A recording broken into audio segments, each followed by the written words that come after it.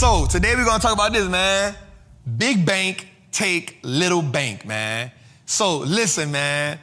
So it was important for us to look at bank earnings. Bank earnings were so important this week. Why? Because of SVB, because of the small banks falling down. And I want to say something. This was a mark my word. I said JP Morgan will benefit from these banks collapsing. I said that. JP Morgan, so even though this was first quarter, JP Morgan just said, and we have 50 million in new accounts. JP Morgan Chase said we have added 50 million in new accounts. So watch this. Big banks are on the rise, and I told people this. People that's in the bigger banks not worried about the banks falling.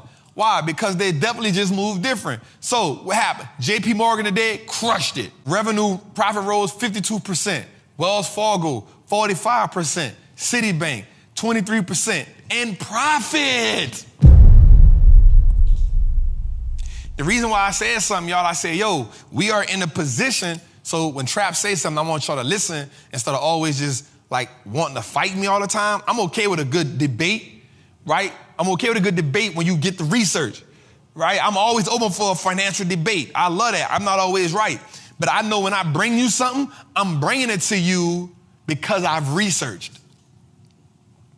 I'm speaking to you from a mixture of emotion and data. Most people who are speaking to me are speaking to me of what, cuz? They speaking to me off emotion because they simply just don't agree with what I'm saying. It's okay to not agree, but are you not agreeing because of data? Or are you not agreeing because you just don't like me? A lot of times we get the messenger and the message mixed up. All right, so watch this. Even though all of them increased in profit, here's the one thing I did look at, Jose. JP Morgan Chase, Wells Fargo, and Citibank all together, but individually allotted $2 billion on the side for bad loans. It's called loss aversion.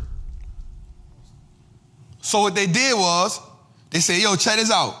Our profits grew, our revenues grew, we all grew more depositors. But check this out. There's also people out here spending money that they do not have. So we're going to put $2 billion on the side for the people who gonna flip, who gonna flop.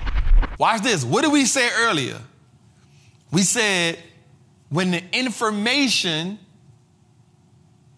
and the money come together, you can execute. Here's what JP Morgan and everybody else know. People don't have information. So people with no information do what?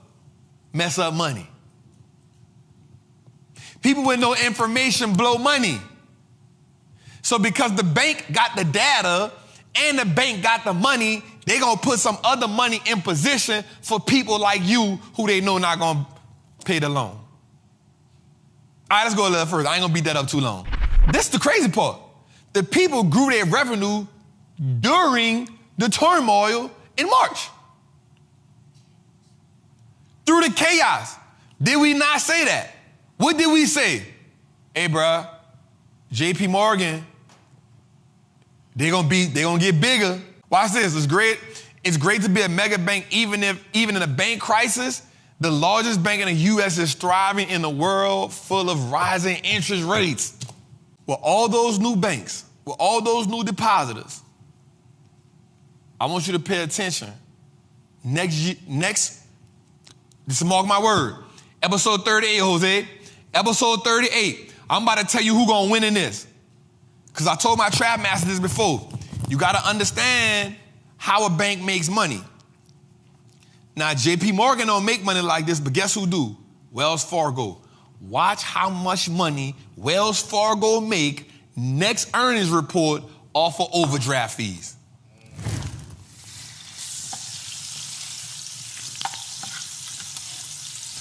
Watch how much money Wells Fargo make next earnings off of overdraft fees, because the people who coming from the small banks and the credit unions who going to the bigger banks, they don't understand that Wells Fargo makes a killing off of overdraft fees. You got to understand how your bank makes money. JP Morgan Chase don't make a lot of money off overdraft fees. They make the majority of their money off what? Wealth management. They're the big bank. They make money off giving big businesses money. Check this out. Wells Fargo, they make a lot of money off fees. They're a fee-based bank. Watch how money Wells Fargo makes next month off overdraft fees. What's good, trappers, man? It's your boy, the Wall Street Trapper. Right now, I want to invite you to an amazing experience full of value. That is my community, Trappers Anonymous. It's 100% the greatest fundamental investing community on the market. Listen, your portfolio should be a masterpiece. And the only way we get you there is if we help you to learn how to invest with confidence. Now listen, I get it. Like, you don't know a lot about stocks, or maybe you've heard people say how much money they lost in stocks, but I can guarantee you, one, because they weren't in the community, and two, they lack the information. Our goal in Trappers Anonymous is to help you, really to hold your hand on the journey to becoming a confident investor, learning how to navigate through the different events that the stock market goes through, to take you from panic to encouragement. There's no better time than now. This is an opportunity only for those who are willing to be on the journey. So listen, man, click the link below. Come join me in Trappers Anonymous, man. I will see you in one of our many classes, whether it's Moat Monday, whether it's the 2-hour class we do on Sunday, or whether it's just a book club. Everything is geared toward making you a better investor so you can triple your net worth and turn your last name to an asset. It's your boy, Wall Street Trapper. See you in the trap. Since we're talking about banks, I definitely want to go to the whiteboard and explain a bank. The bank that sells coffee. The bank that sells coffee. The bank that sells coffee. You know who that bank is? You know who that bank is, cuz? I'm about to show you the bank that sells coffee, cuz. The bank that sells coffee. Starbucks. Starbucks is the bank that sells coffee. Do y'all want to talk about it for a second? Let's talk about it for a second. Before we get into this bank that sells coffee, let's first get into this. Did you know this? Between 1997 and 2016, the average Starbucks is built in developing neighborhoods. All right? I said that for a reason, because I want you to understand something. In that time,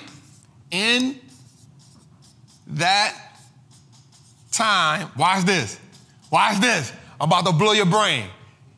In that time, between 1997 and 2016, the average home near Starbucks has increased 56 to 97% in value. Starbucks was essential and critical at putting Starbucks in developing and growing neighborhoods.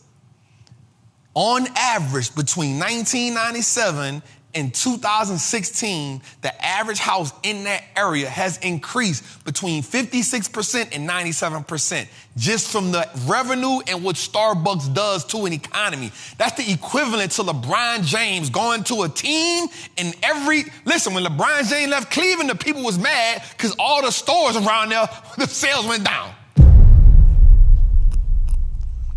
That is what a Starbucks does to a neighborhood. We're gonna just start right there. So, what do you think happens when Starbucks negotiates with an environment? Yo, we about to build a Starbucks right here. You can have 2 Starbucks in a 5-block radius. I swear I see it all the time. You have one on one side of the street, and in 5 blocks you have another on the other side of the street. Bro, it is hard. They understand. They understand what it takes. Here's what I want you to understand. And they don't discriminate. They put them everywhere.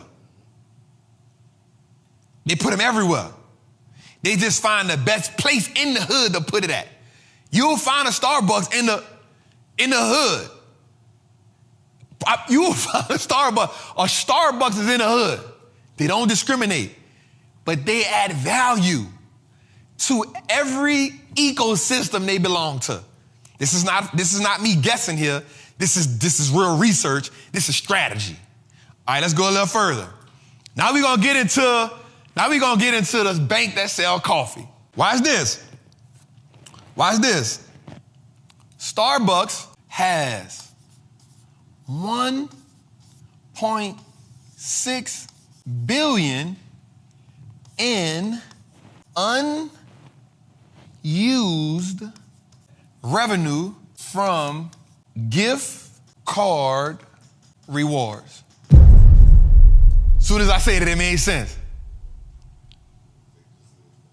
1.6 billion. 1.6 billion. So watch this. That don't got nothing to do with the coffee sales. We talking about from the gift card. We talking about from reward members. That ain't no coffee. That ain't no muffin. That ain't no sales revenue, Jose. That's the reward. That's the card. So watch this. Ooh, I got Jose I got him in a bind, y'all. I got Jose in a bind. I got Jose in a bind, y'all. So watch this. Let's go a little further. Let's go a little further. Well, Trap, what that mean though? What that mean though? They also have 196 million in cash from reward points. So here's how this goes. You load cash on the card. You get points, and in return, the points buy coffee. Hear me out. Hear me out. Ooh, this how to be good. Check it out. Check it out. Check it out. Check it out. Check it out. Money turn into points. Points equal product. But let me show y'all something. Let me show y'all something. There's only 2 things here that's tangible. There's only 2 things here that's tangible. The tangible is the money and the product. That's the only 2 things that's tangible, right? Hear me well. Hear me well. Starbucks has a competitive advantage. A few of them. Brand name, community, network. So watch this. Watch this. Because I'm about to show y'all how dope it is. Starbucks is 100% the Apple of coffee. Let's say this again. Starbucks is the Apple of coffee. Stop trying to buy Starbucks right now. The stock market closed. 97% of Starbucks users don't mind price increase. Starbucks increased the price of products at least 10% a year. So watch this. As I increase the price, what I give you in points is null and void. Does that make sense? Jose, think about this. I see you looking. Hear it out. If I increase the price to a point over time, well, the price of 2 cups of coffee essentially buy you 1 cup of coffee, then what I give you in points don't matter anyway. The points aren't real, they're an illusion. The whole idea is to get the money. But watch this. We go a little further. Everybody looking at Apple. We're going to talk about that. But Starbucks is fintech. Starbucks is financial technology. Trap, how is Starbucks financial technology? Because you got to use the Starbucks app. The Starbucks app is where the money is. Now they have a platform of technology where they can say, outside of the Starbucks product, we have a financial technology, our app. The app makes them fintech, where we have over $196 million in cash and over $1.6 billion in revenue. This free money. This don't got nothing to do with product. Oh my God. Let's go a little further.